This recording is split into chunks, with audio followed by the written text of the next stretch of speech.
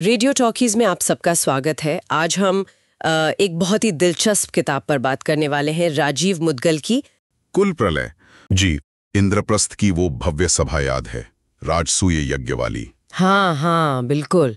धर्मराज युधिष्ठिर का अभिषेक, सब बड़े बड़े राजा महाराजा मौजूद। और कृष्ण को पहला सम्मान दिया जा रहा था, अर्घ्य जिसे कहते हैं। और तभी चेदी का राजा शिशुपाल वो एकदम भड़क उठा। हाँ, मतलब अपमानों की झड़ी लगा दी उसने पूरी सभा के सामने। और अंत हम सब जानते हैं, कृष्ण के सुदर्शन चक्र से उसका वध। बिल्कुल, वो क्षण तो जैसे पूरी धर्म सभा को सन्न कर गया था। पर ये शिशुपाल था कौन? मतलब ठीक है, चेदी का राजा था, पर उसकी कहानी क्या थी? हाँ, तो शिशुपाल असल में जन्म से ही एक भविष्यवाणी से जुड़ा था।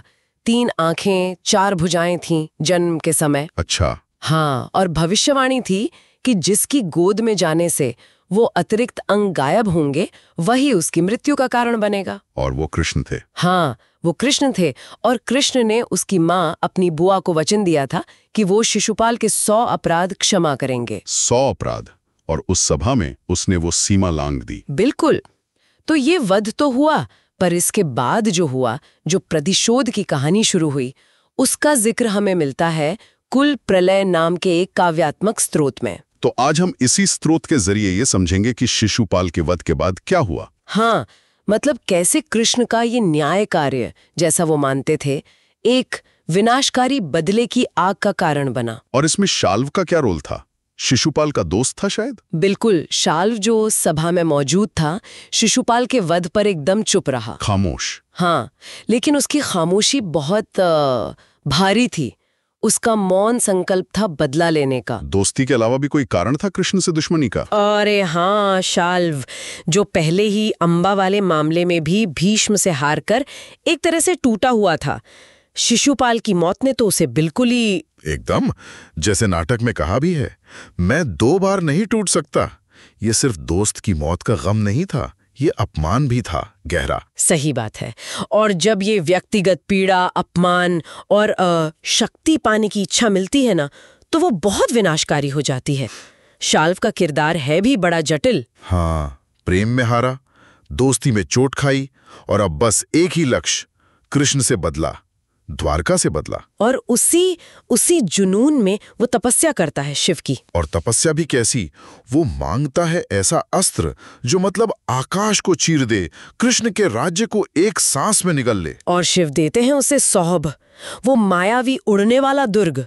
पर ये सिर्फ धातु का नहीं था, है ना? हाँ, कहा जाता है कि वो शाल्व के अपमान, उसके क्रोध, उसकी माया से बना था।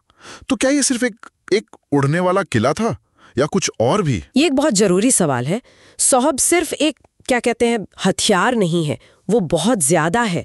वो शाल्व की सारी नकारात्मकता का प्रतीक है।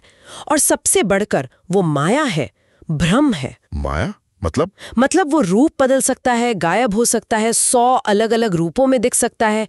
उसका काम सिर्फ तोड़-फोड़ करना नहीं, बल्कि दुश्मन के मन में डर पैदा करना, शक पैदा करना, उन्हें कंफ्यूज करना है। एक ऐसा अस्त्र जिसका ईंधन ही प्रतिशोध था। रोंगटे खड़े होके सुनकर। तो फिर शाल्व ने इसका इस्तेमाल किया होगा? तुरंत जैसे ही उसे सौभ मिला, उसने द्वारका पर हमला कर दिया। द्वारका पर? पर कृष्ण तो? कृष्ण उस समय हस्तिनापुर में ही थे, इंद्रप्रस्थ वाले यज्ञ के बाद। ओहो, मतलब शाल्व ने सही मौका देखा। हाँ, कृष्ण की गैर मौजूदगी में सौभ ने द्वारका को घेर लिया। नगर में भयंकर तबाही मची, भय और अराजकता। यादव वीरों ने रोका नहीं? प्रद्युम्न, सांब, बलराम? रोका, बिल्कुल रोका। प्रद्युम्न, सांब, बलराम जैसे वीरों ने सामना किया, लेकिन सौभ की शक्ति बिल्कुल अलग थी, मायावी। कैसे मतलब? वो कभी एक दिखता, कभी हजारों, कभी आसमान में, कभी जमीन पर, कभी गायब होकर हमला करता। ये तो बहुत मुश्किल लड़ाई रही होगी यादवों के लिए। बहुत।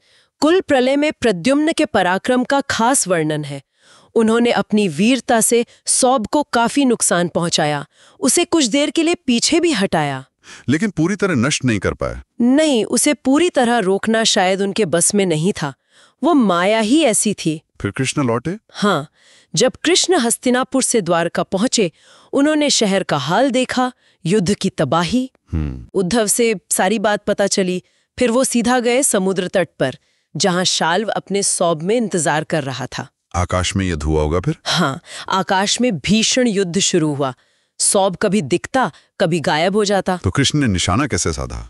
कृष्ण ने चलाए शब्दभेदी बाण, वो बाण जो आवाज सुनकर लक्ष्य भेदते हैं। अच्छा, हाँ। क्योंकि शाल्व लगातार जगह बदल रहा था, अदृश्य हो रहा था। पर इसी बीच शाल्व ने भी एक चाल चली। क्या चाल? उसने छल से कृष्ण का शारंग धनुष उनके हाथ से गिरवा दिया। ओहो, शारंग धनुष गिर गया, ये तो बड़ी बात थी। हाँ, पर शाल्व यही नहीं रुका। उसने अपनी माया का सबसे भयानक रूप दिखाया। वो क्या था? कुल प्रलय के अनुसार युद्ध के बीच में शाल्व ने एक भ्रम रचा। भ्रम? कैसा भ्रम? उसने माया से कृष्ण के पिता वसुदेव जी को बंदी बनाकर दिखाया, जंजीरों में जकड़ा हुआ। क्या, वसुदेव जी को? हाँ, और कृष्ण की आंखों के ठीक सामने उसने मायावी वसुदेव का सिर काट दिया। हे भगवान, ये तो कल्पना से परे है। कृष्ण ने क्या किया? उनकी प्रतिक्रिया क्या थी? और यहीं ठीक इसी मोड़ पर ये स्रोत हमें छोड़ देता है। क्या मतलब, यहीं पर? हाँ, कृष्ण अपने पिता के उस मायावी वध को देख रहे हैं। एक क्षण के लिए शायद वो भी स्तब्ध रह गए, भ्रमित हो गए। तो आगे क्या हुआ ये नहीं पता। इस स्रोत में यहीं तक है। कृष्ण की अगली चाल क्या होगी, वो इस मानसिक आघात से कैसे उबरेंगे, ये सवाल बना रहता है। ये तो सचमुच एक क्लिफहैंगर है और ये सोचने पर मजबूर करता है कि कैसे बदला लेने की भावना न्याय और अन्याय के बीच की रेखा मिटा देती है। बिल्कुल, और ये भी कि क्या भ्रम, क्या माया असली हथियारों से ज्यादा खतरनाक हो सकती है? हाँ, मनोवैज्ञानिक चोट कितनी गहरी हो सकती है, ये सवाल वाकई सोचने लायक है। तो कुल प्रलय हमें यही दिखाता है कि कैसे एक व्यक्तिगत दुख, एक प्रतिशोध की चिंगारी पूरे कुल के विनाश का कारण बन सकती है। बिल्कुल, और ये भी कि भ्रम यानी माया कितने भी शक्तिशाली योद्धा क्यों ना हो, उन्हें भी चुनौती दे सकती है, उन्हें भी भटका सकती है। ये नाटक सोचने पर मजबूर करता है कि क्या न्याय और प्रतिशोध के बीच कोई सीमा होनी चाहिए, कोई रेखा है? और ये भी कि इस माया के खिलाफ, इस भ्रम के खिलाफ असली हथियार क्या है, बाहरी शक्ति या फिर अंदर का ज्ञान, आत्मज्ञान? तो इसी विचार के साथ आज की ये चर्चा यहीं समाप्त करते हैं। अगली बार फिर मिलेंगे रेडियो टॉकीज पर। जी नमस्कार।